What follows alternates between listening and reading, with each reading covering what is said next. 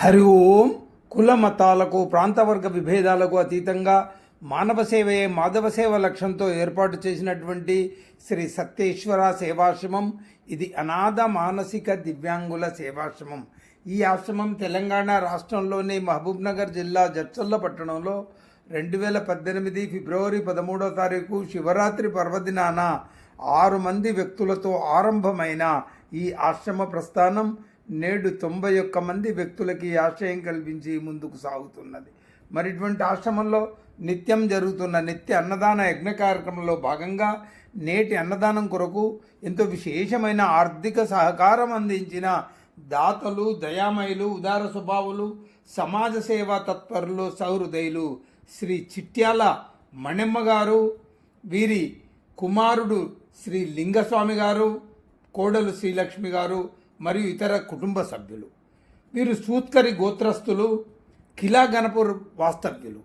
వీరి యొక్క పెనిమిటి కీర్తిశేషులు స్వర్గీయ శ్రీ చిట్యాల వెంకటయ్య గారి 2వ వర్ధంతి సందర్భంగా వారి జ్ఞాపకార్థం వారి పవిత్ర ఆత్మ శాంతించాలని, వారికి అఖండమైనటువంటి సద్గతులు లభించాలని, స్వర్గప్రాప్తి సిద్ధించాలని కోరుకుంటూ ఈ అన్నదాన కార్యక్రమం ఏర్పాటు చేయడం జరిగింది. ఓం పూర్ణమదం పూర్ణమిదం పూర్ణాత్ పూర్ణముదచ్యతే పూర్ణస్య పూర్ణమాదాయ పూర్ణమేవా అవశిష్యతే. ఓం శాంతి శాంతి శాంతి. అన్నదాతా సుఖీ భవ, అన్నదాతా సుఖీ భవ, అన్నదాతా సుఖీ భవ. అన్నదానం అంటే ఎంతో విశేషమైన పుణ్యఫలాన్ని ప్రసాదించే దానమని మన ధర్మశాస్త్రాలు బోధిస్తున్నాయి. కాబట్టే ఈ దానాన్ని మహాదానమని అభివర్ణిస్తుంటారు పండితులు. అన్ని దానాల్లోకి అన్నదానమే మిన్న. మరి ఇటువంటి దానం పాత్రెరిగి చేయాలి. ఎందుకనగా ఈ దానానికి ఉండేటువంటి విశేషమైనటువంటి పుణ్యఫలం ఎరిగిన నేటి సమాజం పలు చోట్ల అన్నదాన కార్యక్రమాలు విరివిగా ఏర్పాటు చేస్తూ ఉంటారు.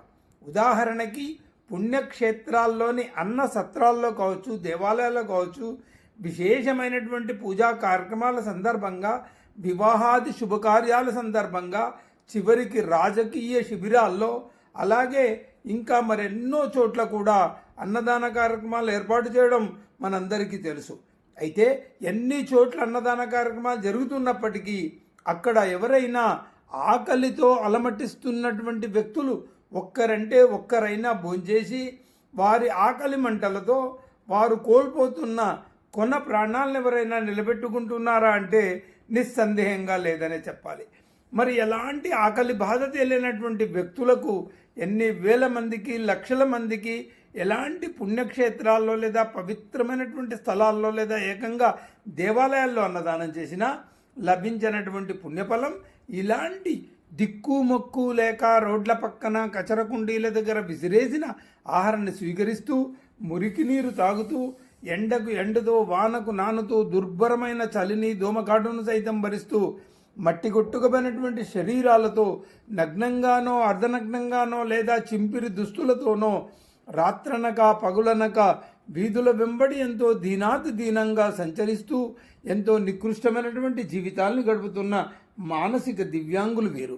మరి ఇటువంటి వ్యక్తులకు చేసేటువంటి అన్నదానం వల్ల పరిపూర్ణమైనటువంటి పుణ్యఫలం లభిస్తుందని తెలియజేస్తూ, మరి ఎలాంటి ప్రభుత్వ సహాయ నిధులు లేకుండా, ఇతరత్ర ఆర్థిక వనరులు ఏమీ లేకున్నా కేవలం మీ అటువంటి సహృదయులైన దాతల సహకారంతో గత 8 సంవత్సరాల నుంచి సజావుగా కొనసాగిస్తూ ఇప్పటికీ 116 మంది వ్యక్తుల్ని పూర్తిగా కోలుకున్న తర్వాత చికిత్సానంతరం వారి కుటుంబ సభ్యులకు అప్పచెప్పడం జరిగిందని చెప్పడం సంతోషిస్తూ, మరి ఇటువంటి పుణ్యకార్యంలో అన్నదానం చేసిన మీకు, మీ కుటుంబ సభ్యులకు భగవంతుడు ఆయురారోగ్యాలు, అష్టైశ్వర్యాలు, సకల సౌభాగ్యాలు నిండుగా మెండుగా ప్రసాదించాలని ఈ అభాగ్యుల తరఫున భగవంతుణ్ణి హృదయపూర్వకంగా ప్రార్థిస్తూ, శతమానం భవతి, ఆయురారోగ్య ప్రాప్తిరస్తు, అష్టైశ్వర్య ప్రాప్తిరస్తు, అన్నదాతా సుఖీ భవ, అన్నదాతా సుఖీ భవ.